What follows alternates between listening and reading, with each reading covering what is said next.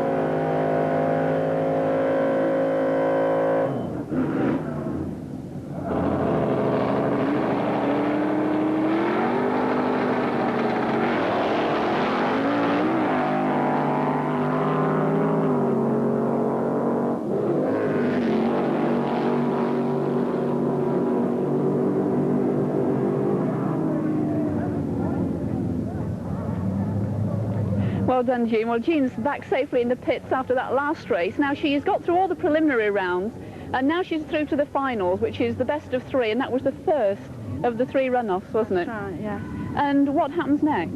Well, the second round is the decider, really, with it being a best of three. So the third round, if I don't win the second round, the third round will be a counter. So it's all down to the next round for me. So there are only the two of you in this final then? Yes, there's only two cars here today in this class. Well, what class is yours? It's Supercom. Which is fairly near the top of the range, Yes, it is the top, but this meeting. Now, you seem to me to start off slower, but then you caught up and won in the end. Yes, well, I have a trans brake on my automatic gearbox, which stalls it up in reverse as well as in first gear. So it's a few tenths seconds releasing, so that seems why there's a slight delay, but it works in the end. Yes, you certainly made up. Who was your competitor then? It's Ian Lloyd, the great Gonzo. Now that really is quite a superb looking car, so... It's a beauty, yeah. So how do you rate your chances then for the rest of the final? Well, if it went as good as the last round, then I'll be happy. Right, jolly good. We did very well. Thanks very much indeed. Thank you. Go on and talk to Ian now. Hello, Ian. How do you do? Well done. It's quite a beast, this, isn't Yeah, it? it's quite a nice car. Really? I suppose this is one of the most expensive of the cars, isn't it? It is certainly one of the most expensive here, and it's quite expensive in general in the country. It's quite an expensive car. Now, that was quite a race. Did you expect to beat Jean? Not really, no. I hoped to beat her, but I didn't actually think that I would. What went wrong? Nothing in particular, other than the fact that Jean's is a quicker car than mine at the moment, and it's all about spending money, this sport, to keep competitive, so I would have to spend more money to beat her at the moment. She's a very competitive lady, isn't she? Excellent, very, very good. How is she regarded as a driver? Very well. I would think she's regarded as one of the top drivers in our class in the country. Right, well, you've got 2 more races to go against her. How do you rate your chances? 50-50. Really, no more than that? No. Right, you've been very gallant anyway. Best of luck. Right. Thank you. Well, they look as though they really mean business, Graham. Look at this. This is possibly going to be the hardest race in Supergas this weekend, other than the final. But as you said, they both really mean it. I think are we ready? Yeah? Right.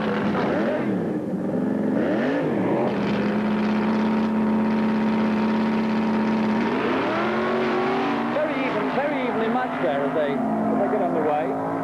It's close, and Tommy's losing it. He's lost it all the way. He's totally out of shape. He's gathering it. He's got it back. Luckily, he didn't turn over. That's incredible. I mean, I couldn't say anything. Just a cloud of dust there, but he has recovered the car.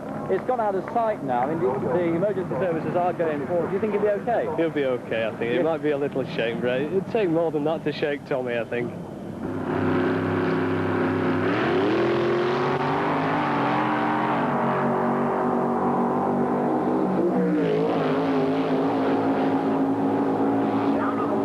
There you go. It just proves that Gene there did come second, I think, although it was very, very close. Yeah, anything can happen, can't it, in drag racing? Yeah, that's the beauty of drag racing. You haven't won until you cross that line at the end. Here in the pits, we're preparing for one of the most spectacular stunts of the day, featuring this car, the Glacier Grenade. Not only is it one of the fastest cars of its size in the world, it's the fastest car of any size with a British engine, and its driver is Russ Carpenter from Guildford. Russ, tell me something about this beloved engine of yours. Yes, the engine is a 2.5 litre Daimler, British Daimler. It develops 1,200 brake horsepower and will accelerate from 0 to 100 in about 1.5 seconds. That's incredible. Now, people do have bigger engines. People are running here with jet engines. So how do you produce that speed from this smaller engine? It originated with a project to use all standard British engine car parts, and we've developed it over the years, and it's just, well, it's amazed us all, really. It's just got quicker and quicker. So British is best. Oh, indeed so. Now, you're going to do a special start for us, aren't you, today? Yes, we're going to try and light up the start. We're going to do a fire burnout on the start line, and it's a little windy. It may not be as spectacular as it can be, but we're going to do our best. Right, off you go and get ready for it, and best of luck. Okay, thanks very much, Russ. Thank you. Right, Russ is going off to get ready for this burnout, as he calls it. Sounds quite a dangerous thing, so we'll keep our fingers crossed for him.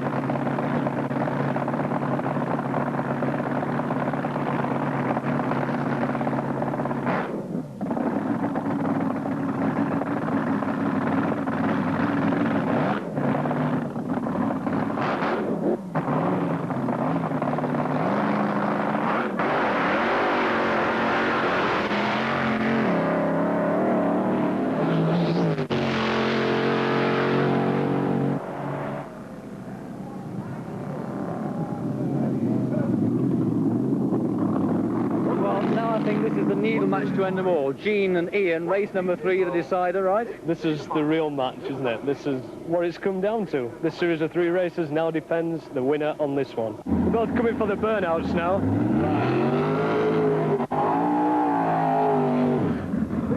Two strong burnouts there. Both cars sounding very strong. Do you expect either of them to break any records on this one?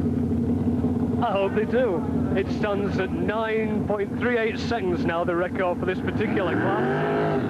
If it's going to happen, it's going to happen in a good competition like this, where there is that will to win. Right. Again, the crowd really are. I mean, they're all concentrating so hard on this race. It's amazing. Well, remember, it's a battle of the roses as well. Ian's from Lancashire, Gene's from Yorkshire, so a lot of pride at stake as well. Right, now they're coming up to the line now. Both cars have moved into Breeze stage.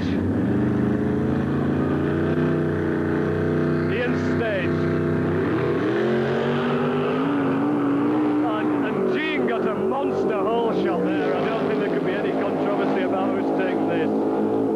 It was Gene all the way, first away from the line. Ian caught sleeping. And Gene's won it.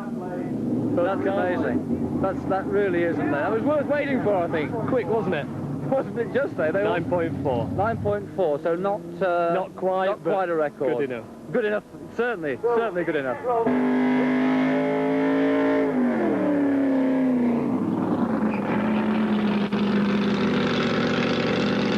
Oh, wow, that was terrific, wasn't it?